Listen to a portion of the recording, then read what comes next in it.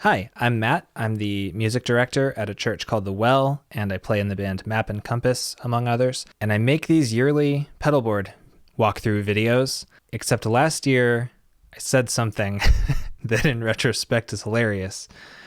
Sometimes pedal nerds say things like, "This is Pedalboard Walkthrough 2019, probably the last one." Or maybe like, I think that's going to be stable for the foreseeable future. And it's not that we're lying. We really believe it when we say it, but it does not in general end up being true, and that's the case here. I haven't made a video like this in about a year and a half, and a lot has changed. The specifics of why that's the case are not that interesting. Basically, the 1981 DRV came out, and I was so excited about it that I sold most of my drives and then didn't actually bond with it that much once I had it, so I had to rebuy some new drives. And then I also have been using the Source Audio Orbital modulator for a while to cover all my modulation needs, and I decided instead of having like a jack of all trades, master of none, I got rid of that and just picked up a couple of individual analog modulation pedals. So long story short, the bottom row of my board is very similar to previous iterations of this, and the top row is almost entirely new. So I won't make any promises this time about how nothing's going to change again, because that was laughable, and I'm eating my words right now. Anyway, this is my 2020 heading into 2021 board. We'll see what happens in the future. I'm man enough to admit that some of the things I said in the last video are short-sighted and funny. This is still my main guitar, the Fender JA90. I have the Gibson Les Paul as well, but I'm treating it more as like a rhythm kind of recording guitar, and this is the one I gig with and do lead guitar with. And before I get into this, my band Map and Compass just dropped a new EP, which is our first new music in 3 years. If you're a church guitar player or just like church music, I would recommend it. I'll link it somewhere. Most of the riffs that I'm going to be playing in this video are from that EP, and most of this board got used on that EP, so if you want to hear this pedal board in action on a real thing, that's a good thing to check out. So this is more or less my clean tone. I always have that diamond compressor on, so I consider that to be just part of my clean tone.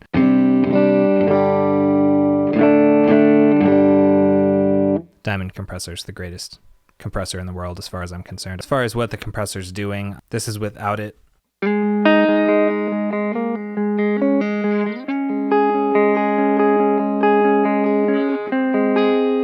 then this is with.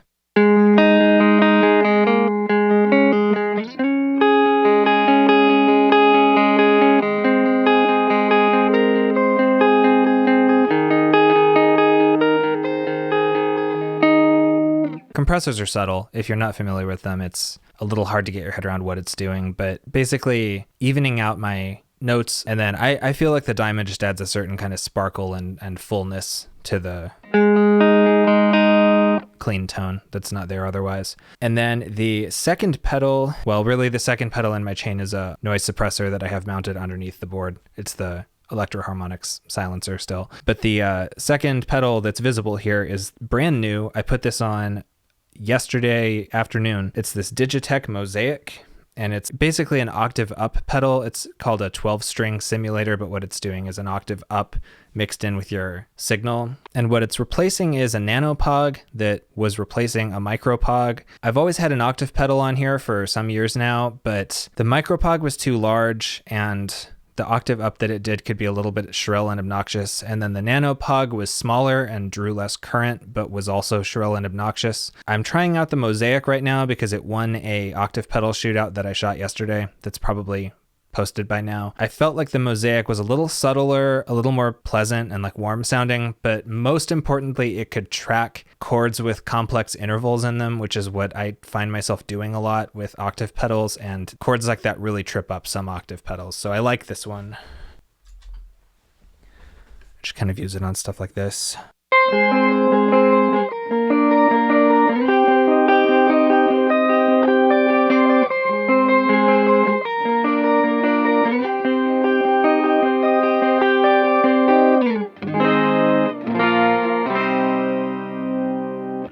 And then this isn't really what the Mosaic is intended for, but it still does a pretty passable one note at a time lead line thing, which is the other thing I used the pogs for a lot. So if you're playing a lead line and you just want like a high octave added in,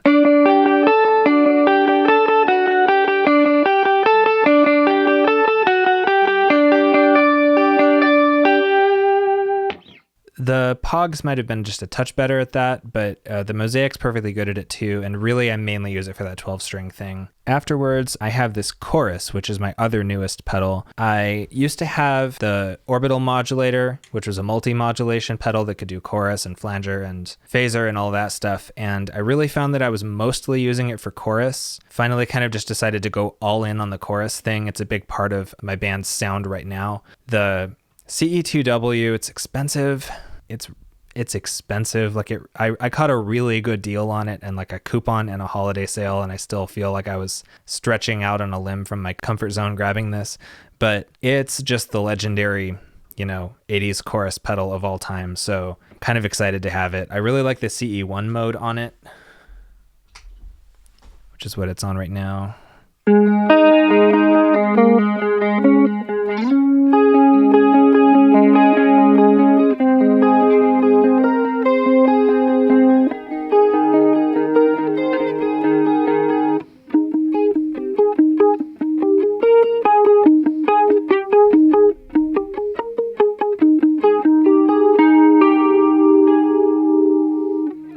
It's cool. It's a cool pedal. The CE2 mode on it sounds good too. I haven't really used the vibrato mode much because I'm not a vibrato guy. And then the Mojo Hand Rook is my new bridge pickup drive pedal. I guess that's how I'll put it. It's kind of my medium gain to higher gain. When the song kicks in on a chorus or something, I'll switch to the bridge and then I'll do this.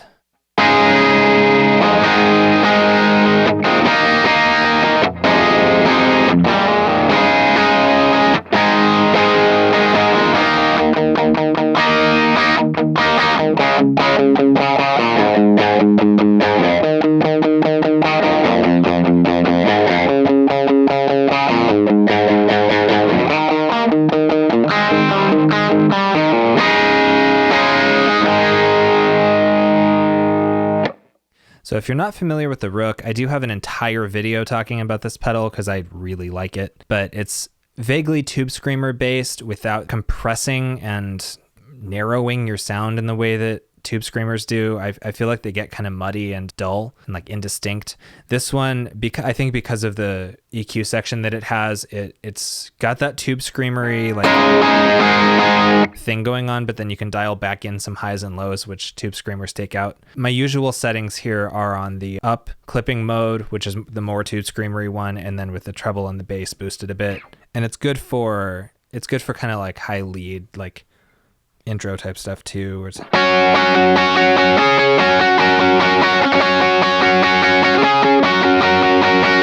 It's a cool drive pedal. That's the one I use with my bridge pickup. And then if I'm on the neck pickup, I'm still using the Timmy. So the Timmy excels at kind of a cleaner, slightly gritty sort of thing. I really like how it sits with my neck pickup, but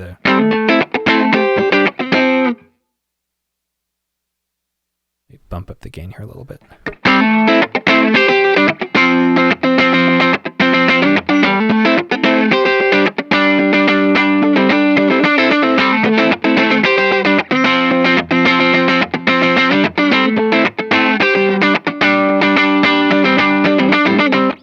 Leads or rhythms, or it's good for the kind of sparkly, clean parts that we sometimes do in church.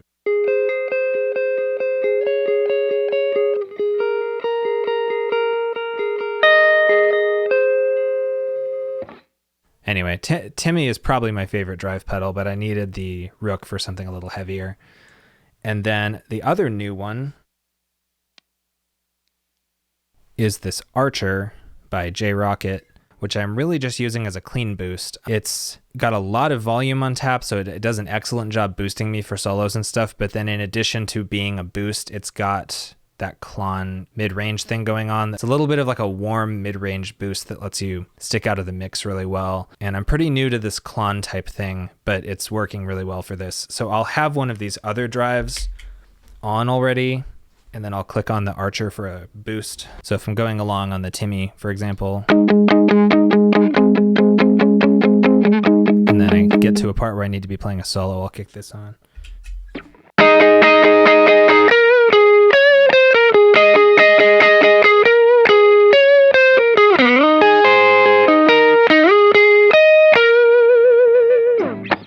And And then similarly, I like it with the Rook as well, if I was doing a rhythm on that. And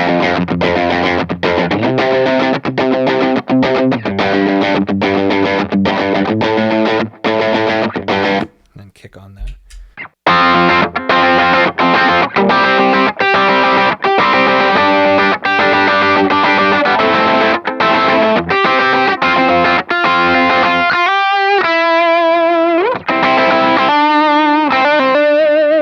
I have them dialed in right now in a way that I think works, where I can be on either of the other two drive pedals and then just engage the Archer as a lead boost, and it kind of works for either of them. From there, I've got my volume pedal, which is still the mini Dunlop. And then this Bayou Trem is new, and I like it a lot. I was looking for an analog tremolo pedal, and I was probably just going to get the typical, like the Boss TR2 or whatever it is. I grabbed this one because Tepe Teranishi from Thrice has it, and I found one for cheap, and I'm like, I would love to have the same pedal as a player from Thrice.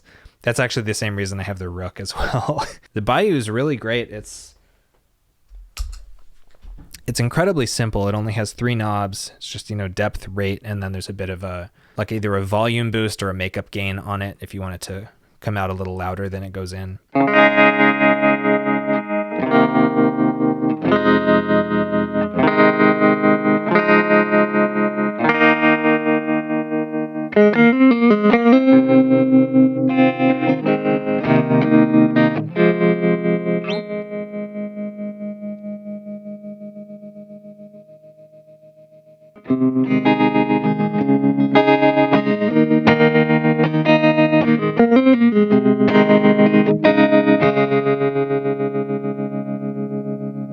So I don't use tremolo a lot, but I do like having it on here specifically for if I'm playing something that's a little more country or folk or Americana inspired. Those tend to be the songs where I don't need the other effects. So like I'm not touching a chorus or even necessarily a delay or a reverb or anything. And on those really dry kind of songs that are not electric guitar heavy and don't maybe need too many other effects, the tremolo can really shine. And then the Nemesis is still my main delay. I don't see ever switching that up. I only use a fraction of what it's capable of still, but I've got my kind of default analog mode here.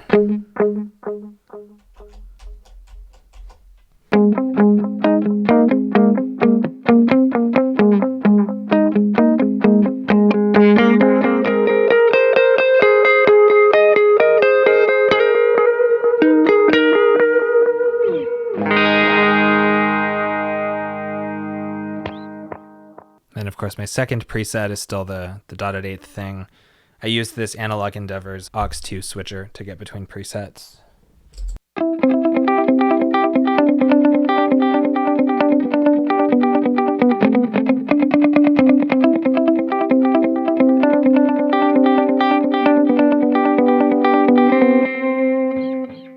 Those are like the 2 settings on this pedal that I use. I've got others. I made a backwards delay recently.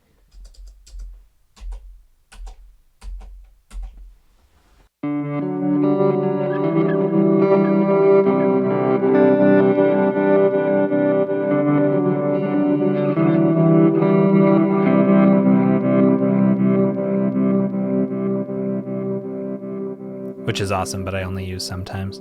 And then the other delay is this El Capistan.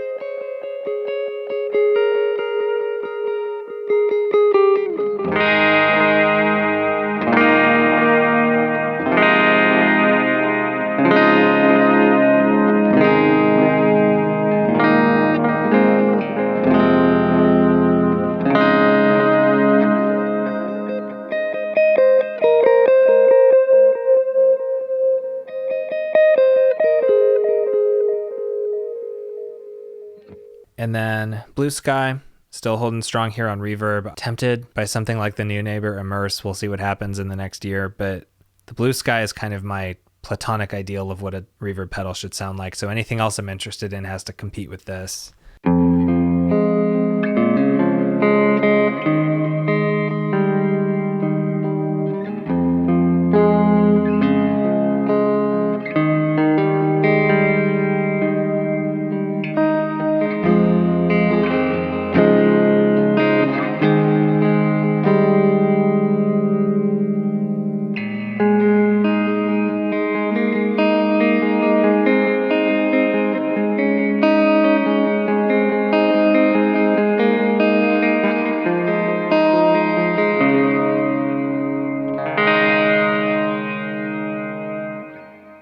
That's just a nice sounding reverb. And then I don't really consider it a pedal so much as it's my amp, but I have the Strymon Iridium on here now. And I think last time I made one of these, I was still using the atomic amplifier. No bad blood between me and the amplifier. That's a great unit, but I had the old AA3, which is like this big. That's sitting off on the floor, separate from my board as if it was a big amplifier or something.